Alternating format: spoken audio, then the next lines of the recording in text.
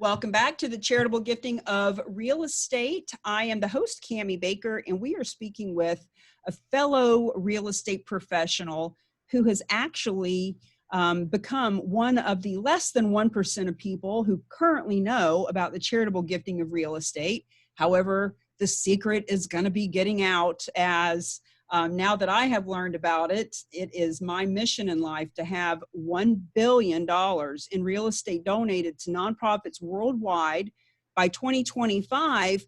And the way to do that is by guaranteeing real estate agents a full commission listing. Because when that gets their attention, then they also realize, wow, my church could benefit from this. My veteran group could benefit from this. My property owner clients could benefit from learning about this. Tina, share with us a little bit about who are your favorite clients to work with and what marketplace are you in? Well, I'm in the Boulder, Denver area. So I work anywhere from Boulder, Colorado, up to Longmont and Loveland. I do mountain properties, Westminster, Broomfield, Denver metro area. So I kind of run the gamut on the Front Range itself.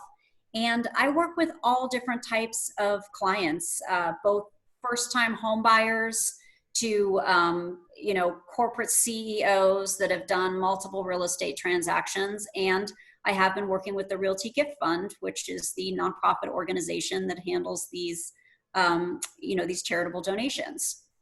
So I have to ask, I was in Denver about 25 years ago in June, and I remember it was sunny, hot in Denver. They actually had Ice Baby. That guy was doing a water Vanilla ski. Ice. Yeah, he was part of some kind of water ski competition or something. But I rented a car and drove up into the mountains, and there was 6 feet of snow up in the mountains. So yeah, as a not uncommon. It runs the gamut around here as far as the weather goes, even in June. Well, they say that about any part of Florida or New England where I live now. If you don't like the weather, just wait a minute and it'll change. But where you're at, it's literally sunny or 6 feet of snow within an hour. So it's true. That definitely can happen. I've seen that happen where it's been sunny and you're sitting out in the yard in the morning, and then by the afternoon there's a snowstorm. So you just never know, especially springtime in the Rockies can be unpredictable. Well, I'm envisioning that and how I had a photo taken of me in some little shorts standing by the rental car next to 6 feet of snow. So I can only imagine on a day that you're out showing property. So let's talk a little bit about when your property owner, donor donated the property, where did the money go and how much money was there? Well, the first transaction that I did with this particular donor, he's now donated 2 properties to the Realty Gift Fund. He was not sure where he wanted the money to go right away. So in his donor contract, he did list that it would be, TBD, to be determined.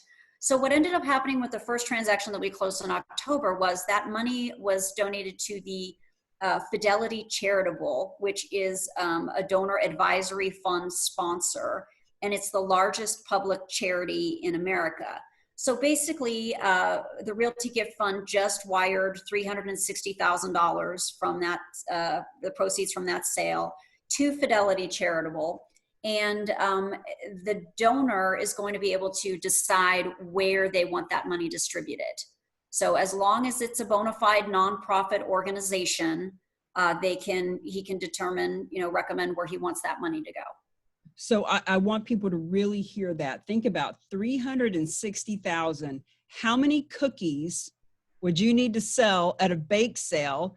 How many $5 raffle tickets do you have to beg your friends to buy to make that kind of money? In other words, not only is that kind of money able to be donated to nonprofits, but you as the real estate professional, instead of just giving 10% of your proceeds to the cause that you love, which you can still do. I mean, you can donate your whole damn commission, but you're getting a full commission to help those nonprofits get $360,000. Mm-hmm. And it can get divided up however the donor wants. So if he wants $10,000 to go to the Wounded Warrior Project and then allocate the rest to something else, they can do that. And there are certain donors that know in advance what charity they specifically want those proceeds to go to, and that can be spelled out, I believe, in the donor contract. It can. And thank you for bringing up the donor contract, because people, watching and listening don't know what we're talking about. And, if you own a property and you are wanting to donate it to a nonprofit, and 99% of the nonprofits out there won't take charitable gifting of real estate because there's a lot of misconceptions. They think it's going to be a dog property that they can't get rid of, or have a lot of expenses, or they're not property management companies. And ultimately, if it's Wounded Warriors, let them take care of the veterans. If it's the Humane Society, please go take care of the animals. We don't want the nonprofits to be confused with thinking that they are now in the real estate business. Oh, no. When we have Realty Gift Fund and the Alliance to help facilitate these transactions, all the nonprofits need to do is put out their hand and smile for the camera and say, thank you. Yep, it's that easy. All the work is done for them. And the donor advisory fund, let me touch on that for just a moment. So to your point, if someone knows exactly, look, my mom died of breast cancer and I want all the money to go to breast cancer, or my dad was a veteran, or I love animals, or like the last gentleman that I just interviewed, his was all about land trust and really preserving our water and our natural resources, et cetera. So it could be anything. If they are passionate about that, great, let's give them the money. But if you're one of those people who say, I do want to be a good person, I'm really more interested in the tax benefits, I don't really know or really care where the money goes. Well, you can put it in an advisory fund. And so this $360,000, to your point, goes into this fund, and it could be 10,000 there, 5,000 there, 50,000 over there. So what a beautiful way, especially now during COVID, with people not coming together. You're not bringing 300 people together in a ballroom right now. We're not putting 100 people out on the field and having a barbecue. What a beautiful way to actually help fund our nonprofit friends. That's a great point. Plus, in this economic time, there's a lot of nonprofits that could really use the donations. Those funds could go to a lot of good use right now. Well, let's face it, it doesn't matter what day, what city, what time it is, they all really do need our funds. And a couple of numbers that I like to throw out for people to understand, because Bruce taught me this when I found Realty Gift Fund. He said, Cami, there's $400 billion a year that are donated to nonprofit. Less than 2% comes from real estate. However, of all these wonderful people who are making these donations, about 10% of their wealth is cash, and 43% of their wealth is real estate. So these 1.6 million nonprofits out there are all tripping over each other to get to the 10% of cash, when actually they already know people who are leaving their property to the veterans, or have a second home that's just kind of become a bit of a money pit with maintenance, or that strip mall that's not as occupied as it used to be. In other words, wouldn't you agree that we all know people that could be taking advantage of this leveraging ability?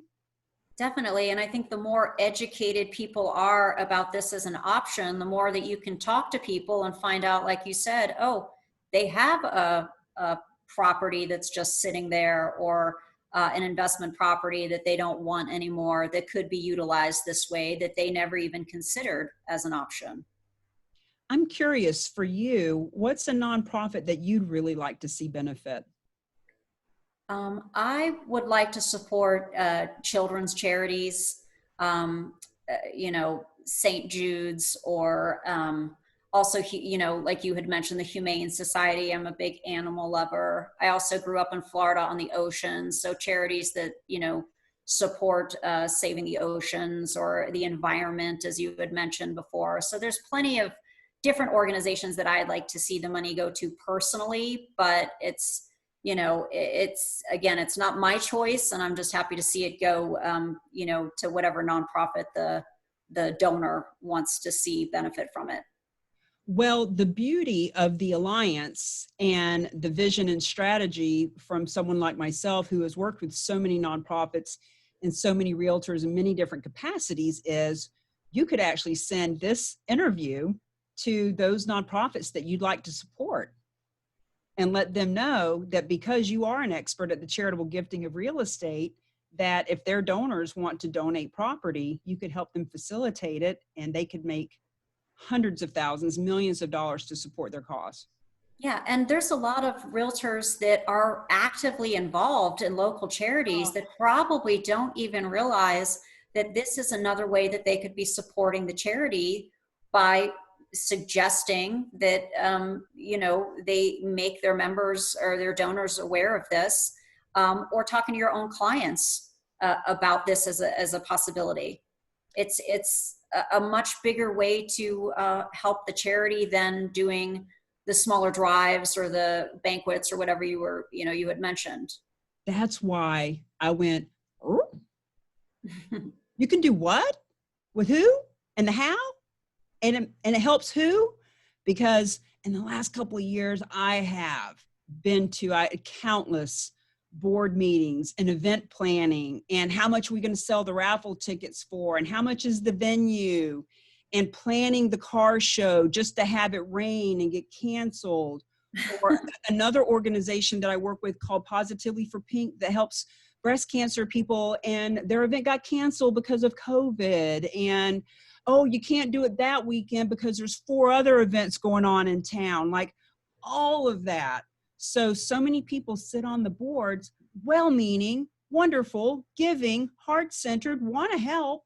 They just don't know about it. We don't know what we don't know, and confused people do nothing. And so, it's really the mission of the Alliance in having that $1 billion donated. And I say worldwide because this is a U.S. tax-based law. However, once the property is sold, the money can be dispersed anywhere that is a legitimate nonprofit. So it could be saving the elephants over in Africa. It could be that the property that you sell in Colorado goes to help the whales off the coast of wherever. Like, in other words, it doesn't have to be a property and a nonprofit in your town that have to partner. It could be anywhere and everything. Yeah.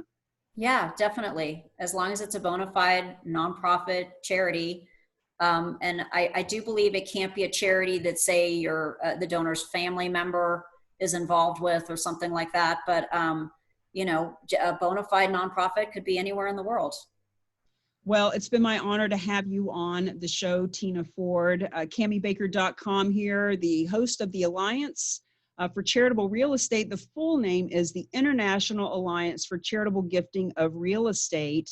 And our mission is to let all the real estate professionals and other advisors know that if you don't know about this, you're really doing your clients a disservice, and you're doing yourself a disservice because you're blending in with everyone else when you don't have to. 1% of realtors will be certified in the charitable gifting of real estate, and we are honored to be bringing that to the table. So you are listening to Unity Radio 97.9 FM. You can watch us live streamed at WUTY 97.9 979fm.org, or watch us on Facebook. Thanks for watching, everybody. See you on the next episode.